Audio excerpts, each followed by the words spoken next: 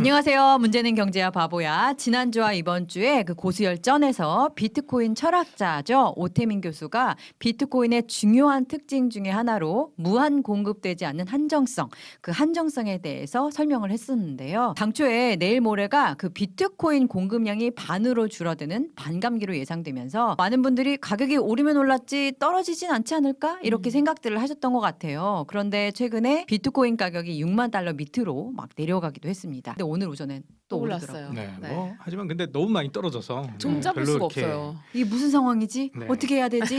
혼란스러울 때. 이럴 때 누구를 연결해야 되느냐. 다시 한번 우리 오태민 교수님 아니면 누구한테 묻겠습니까? 맞습니다. 맞아요, 맞아요. 급하게 영상 연결을 해보겠습니다.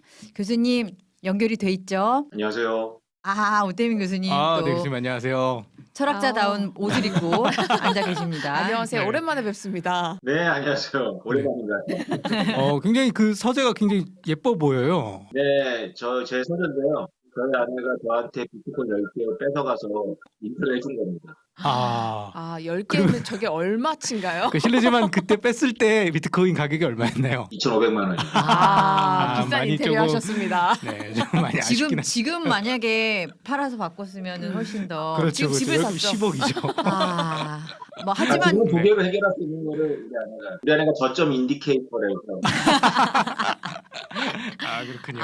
두 분 사이가 좋아 보입니다. 음. 부럽네요. 그래서 바로 여쭤볼게요. 지금 최근에 비트코인 가격이 떨어질 때 많은 언론에서 원인으로 지목했던 게 미국 기준금리 인하 기대감이 낮아졌던 것, 그리고 지정학적 위기다 이렇게들 설명을 했거든요. 근데 이 두 개 요인이 비트코인 가격에 구체적으로 어떤 방식으로 영향을 주는 건지에 대한 설명이 부족해가지고 이거 어떻게 이해를 하면 좋을지 궁금합니다. 네, 일단 유가가 치솟으니까 우리 CPI 지수가 미국의 소비자 물가 지수가 생각보다 안 좋았는데 더 안 좋아질 거라고 예상을 하는 거죠.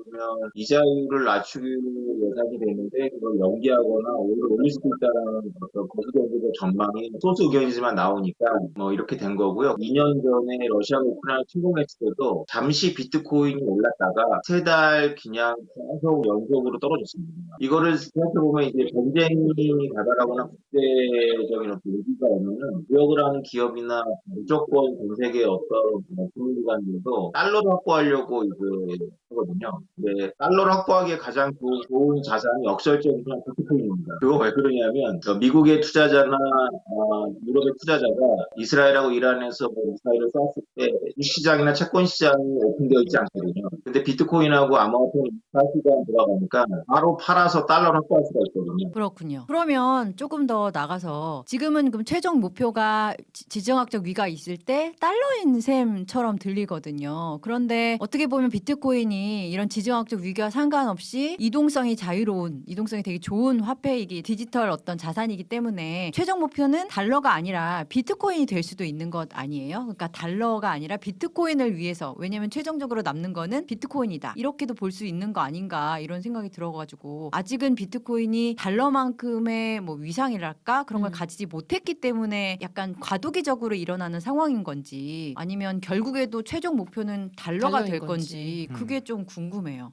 뭐 너무 결정적인 비트코인의 공부하면서 가장 중요한 질문인 것 같은데요. 사실 비트코인이 지정학적으로는 더 중요한 자산이 맞습니다.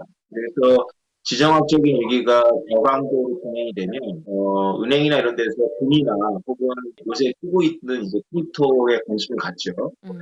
그런데 막상 전쟁이 발발하거나 그러면 물가 기름이나 이런 것들도 오르기 때문에 당장 그 서플라이 체인에서 중요한 에너지를 확보하기 위해서 달러를 확보해야 됩니다. 왜냐하면 달러가 페트로달러라는 말도 있듯이 전 세계적으로 에너지는 달러를 기준으로 거래가 되거든요. 그래서 이거는 현실하고 장기적인 투자를 다 놓고 봐야 됩니다. 그래서 비트코인이 지정학적 자산이라는 특성이 있는 것도 맞지만 그 인식이 지금 전 세계적으로 퍼져 있는 것도 아니고 지금 현재 시스템은 분명히 달러 시스템이거든요.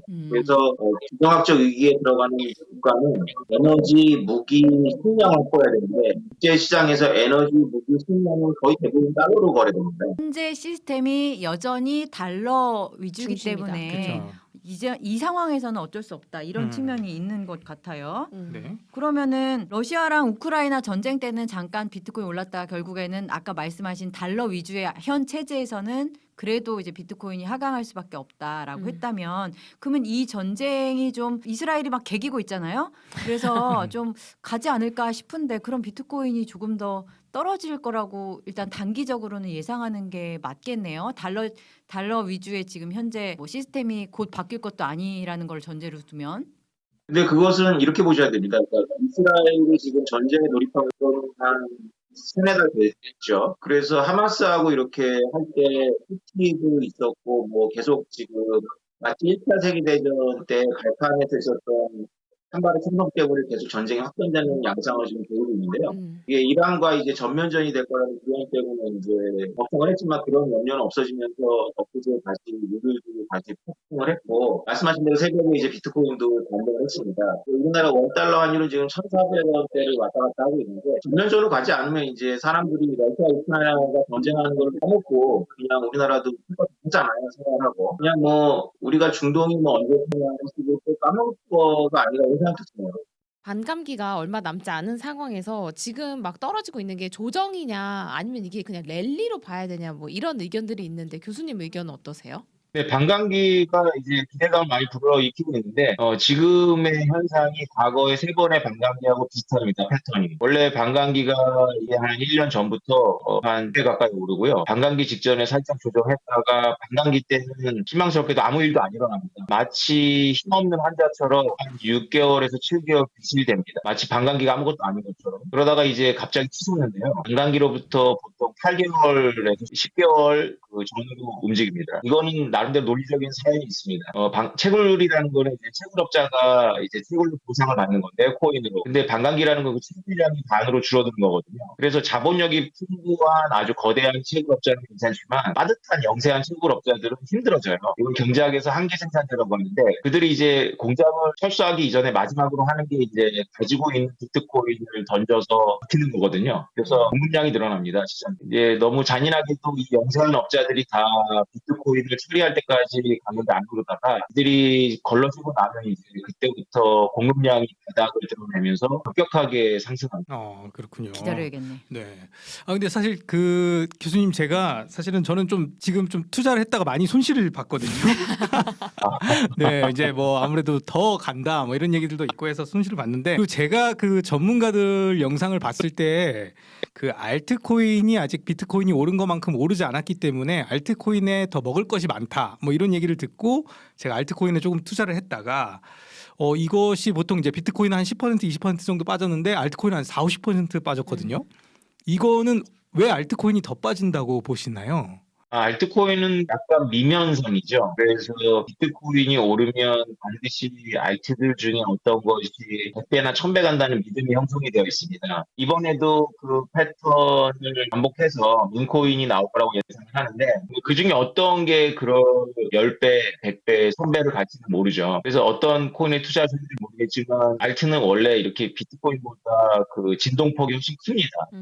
그러니까 10배나 100배로 갈 수 있다는 건 뭐냐면 90% 이상 날아갈 수 있다는 걸 의미하기도 하거든요. 그렇군요. 그러면 제가 어쨌든 감수해야 되는 거네요. 제가 선택을 감수하세요. 약간 크게 버텨야 먹기 돼. 위해서 어떤 좀 더 도전적인 그렇죠. 걸 했기 때문에 제가 잘 네네. 감내하고 살겠습니다. 그러세요. 꼭 돈을 그러니까 벌기 크립토 세계 바랍니다. 안에서 비트코인은 안전자산이고요. 선택하신 것들은 이제 아마도 이제 위험자산에 속하는 거겠죠.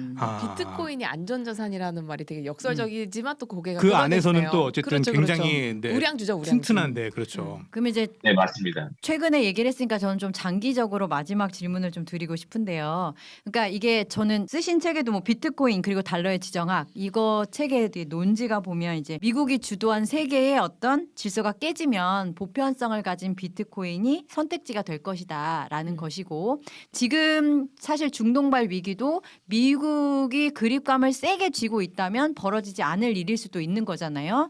그리고 맞습니다. 이스라엘이 제가 아까 개긴다는 표현을 썼는데 나름대로 개길 수 있는 근거는 미국의 힘이 과거 같지 않고 그 힘이 거기까지 미치지 못한다는 방증이기도 하잖아요.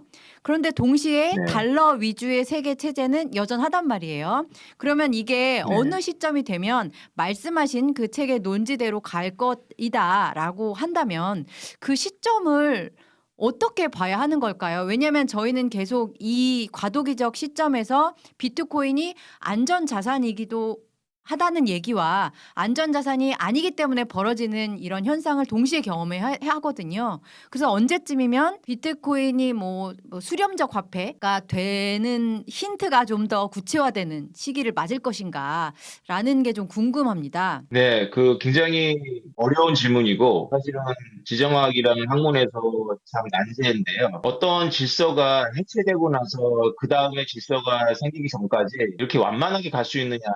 물론 우리는 그렇기를 원합니다. 그런데 역사가 경험적으로 보여주는 것은 어떻게 되죠? 파괴적인 해체가 먼저 있죠. 그래서 저 같은 사람들이 이제 비트코인이 지정책 자산이라고 이제 외치면서 이제 하는 것도 미력하지만 이제 그 변화가 이제 완만해지기를 바라는 희망이 좀 있는데요. 사실 이거는 희망이고 지금 우리가 벌써 눈에 띄게 보이지만 지금 미국 내에서의 정치는 우크라이나도 지원하지 말라는 거거든요. 그렇죠. 그럼 만약에 우크라이나를 지원하지 말라는 트럼프 진영이 대선이 되면 전쟁은 이제 종료가 되겠지만 이제 전 세계의 동맹들한테 사인이 던져지는 거죠. 아, 미국은 이제 개입하지 않는다. 각자 도생해라. 개입하더라도 거의 성의만 보인다. 음. 그걸 이제 네타냐후가 알고 있는 거죠. 이스라엘 총리이. 그래서 미국이 예전 그립이라는 정확한 표현을 썼는데 옛날에는 상상할 수 없었던 게 왜냐면 미국이 이스라엘을 어떤 식으로든지 자절을 시키거든요. 쉽게 말해서 중동을 관리하죠, 미국이. 완급을. 근데 우리가 보기에도 말을 듣는 것 같기도 하고 안 듣는 것 같기도 하고 뭐 이러거든요. 사실 이스라엘은 미국을 별로 의식하지 않는다는 느낌을 우리가 받고 있죠. 지금도 이럴진데 만약에 진짜로 트럼프 대통령이 당선이 되고 그런 메시지를 막 온몸으로 발산하면 전 세계에서 이제 이런 일들이 벌어지는 거죠.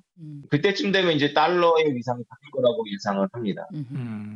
그래서 이번 미국 대선을 우리가 주의 깊게 봐야 되겠죠. 네. 아, 어떤 그렇군요. 특정한 시점을 딱 못 박지는 못해도 어떤 변화의 가능성을 보여줄 수 있는 계기라고 할 만한 부분은 일단 미국 대선이라고 보면 되겠고요.